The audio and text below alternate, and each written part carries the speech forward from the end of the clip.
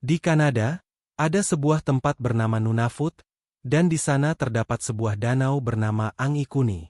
Di dekat danau itu ada sebuah desa yang dulu dihuni orang-orang Eskimo, yang lenyap secara misterius.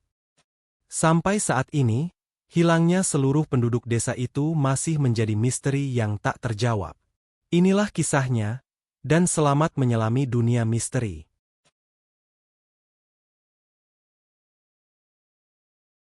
Kisah misteri ini terjadi pada November 1931, dan dimulai oleh seorang laki-laki bernama Joe Labelle, seorang fur trapper atau orang yang pekerjaannya menjebak binatang liar untuk diambil bulunya. Pada waktu itu, Joe Labelle baru selesai dari pekerjaannya, dan berniat istirahat di desa Eskimo di dekat danau Angikuni. Sebelumnya, Joe Labelle sudah biasa melewati desa itu, sehingga orang-orang di sana pun sudah biasa melihatnya, dan mereka juga biasa saling menyapa ramah. Karenanya, ketika mendatangi desa tersebut, Joe Labelle pun berharap mendapat sambutan ramah dari penduduk.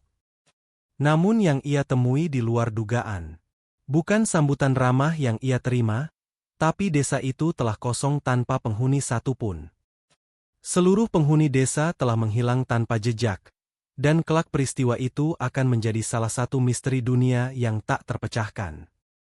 Saat memasuki desa malam itu, Joe Labelle sudah merasa was-was, karena desa tampak sangat sunyi, tanpa suara apapun. Ia mendapati perapian yang menyala di sana, dan menghampirinya, berharap akan menemukan seseorang. Namun yang ia temukan hanya api dengan panci berisi masakan yang sudah gosong di atasnya. Ia kemudian berkeliling dan memasuki semua pondok yang ada di sana, berharap menemukan seseorang, namun tak ada seorang pun.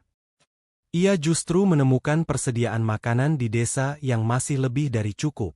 Ia juga sama sekali tidak menemukan jejak kereta dan jejak kaki apapun di sekitar desa itu. Di pondok-pondok yang dimasukinya, Joe Labelle menemukan berbagai hal biasa, seperti umumnya kehidupan sehari-hari dimanapun. Ada baju yang tampaknya sedang dijahit, dengan benang dan jarum yang menempel, ada makanan dan minuman di meja yang tampaknya sedang dinikmati penghuni pondok, dan lain-lain. Tapi tidak ada seorang pun di dalam pondok. Setelah yakin seluruh penduduk desa itu benar-benar lenyap, Joe Labelle kemudian memutuskan untuk pergi ke kantor telegram, yang letaknya cukup jauh dari sana. Dengan ketakutan, dia mengirim telegram untuk meminta tolong kepada Royal Canadian Mounted Police atau RCMP. Beberapa jam kemudian, para anggota RCMP berdatangan ke sana. Dalam perjalanan menuju Angikuni, mereka sempat beristirahat di pondok milik penduduk lokal bernama Armand Laurent, yang lokasinya tidak terlalu jauh dari desa yang dilaporkan Joe Labelle. Mereka menanyakan kepada pemilik pondok, apakah melihat sesuatu yang aneh belakangan ini.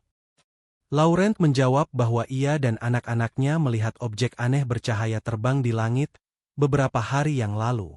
Benda itu, menurut Laurent, berubah bentuk di depan mereka, dari silinder jadi mirip peluru, dan terbang menuju arah Angikuni.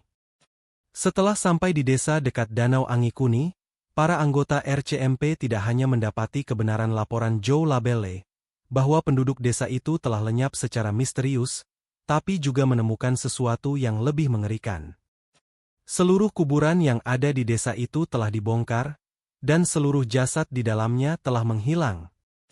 Mereka menyusuri kawasan tersebut, berharap menemukan sesuatu yang dapat dijadikan petunjuk mengenai apa yang telah terjadi. Sekitar 200 meter dari kawasan desa, mereka menemukan 7 ekor anjing yang tergeletak mati dengan ekspresi ketakutan. Penemuan anjing-anjing mati tidak memberi petunjuk apapun, bahkan membuat kasus ini makin membingungkan.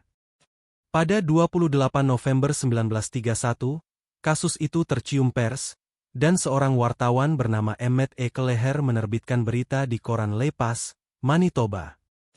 Sehari kemudian, koran Halifax Herald juga menerbitkannya dalam artikel berjudul Tribe Lost in Barrens of Northville Leg of Dead Found by Wandering Trapper, Joe Labelle. Sejak itu, wilayah pemukiman yang ditinggalkan di Angikuni resmi disebut Village of the Dead atau Desa Kematian.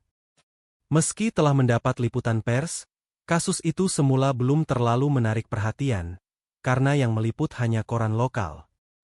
Belakangan, pada 1966, kasus misteri itu mendapat sorotan dan perhatian luas setelah ditulis oleh Frank Edwards dalam sebuah buku berjudul Stranger Than Science.